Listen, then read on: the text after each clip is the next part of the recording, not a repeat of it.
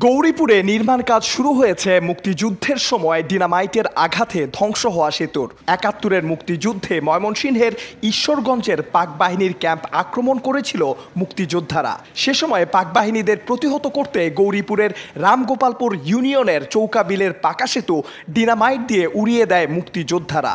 ১৯৭১ সনে আমরা যখন মুক্তিযুদ্ধ করি তখন ঈশ্বরগঞ্জ থানাতে পাক বাহিনীর ক্যাম্প ছিল।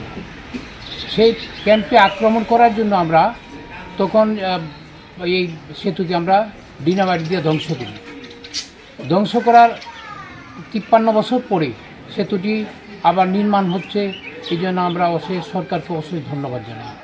স্বাধীনতার ৫৩ বছর পর মুক্তিযুদ্ধের স্মৃতিবিজড়িত সেই স্থানে নতুন করে পাকা সেতু নির্মাণের উদ্যোগ নিয়েছে সরকার। দুর্যোগ ব্যবস্থাপনা ও ত্রাণ মন্ত্রণালয়ের অধীনে ১৫ মিটার দৈর্ঘ্যের সেতুটি নির্মাণ ব্যয় ধরা হয়েছে ১,৫,৭০,৪১৬ টাকা ৩০ পয়সা।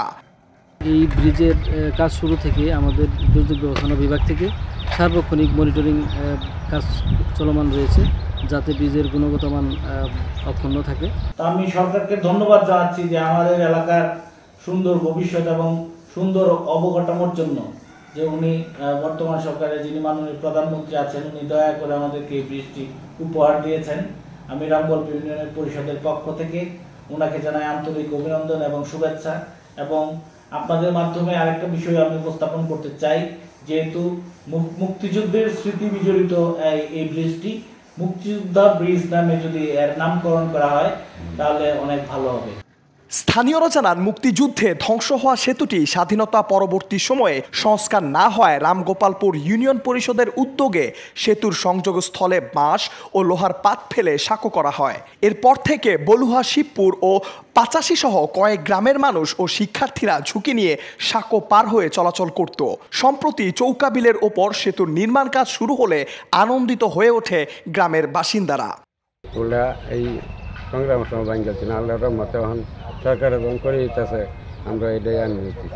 ব্রিজটা খুব সংগ্রামের থেকে খুব কষ্ট করতেছে, বুঝছেন, এরকম কষ্ট করতেছে এটা বলার বাহিরে। আমরা তো স্কুলও যাইতে না, ফোলা হন, আমরা ধান টান নিতারি না, বহুত কষ্ট বিরোধ করে পার হয়েছি একটা সাপটা। যখন তো আল্লাহর রহমত ব্রিজ হইতেছে, ওয়াত হইতেছে, যখন হইয়া শেষ করলে তো আল্লাহর রহমত আমরা যাইতেই পারবেন বলা করে।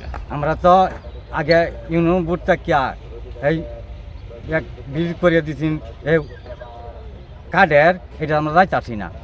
আমরা তখন এই যে ফাঁকা ব্রিজ হইতেছে, আমরা অনেক আনন্দ, কোলাহল মহলায় গাড়ি ঘুরি সব কিছু ডুয়াই পারবাম।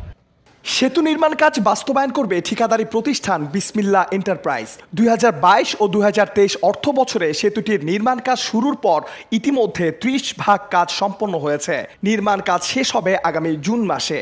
সেতুটির নির্মাণ কাজ শেষ হলে স্থানীয় সংসদ সদস্য অ্যাডভোকেট নীলুফার আনসুম পপি উদ্বোধন করবেন।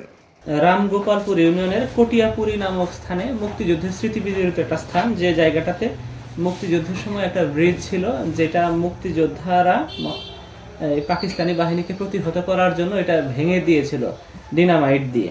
তার প্রেক্ষাপটেই দীর্ঘ প্রায় ৫০ বছর মানুষ ঝুঁকিপূর্ণ সাঁকো ব্যবহার করে পার হতো।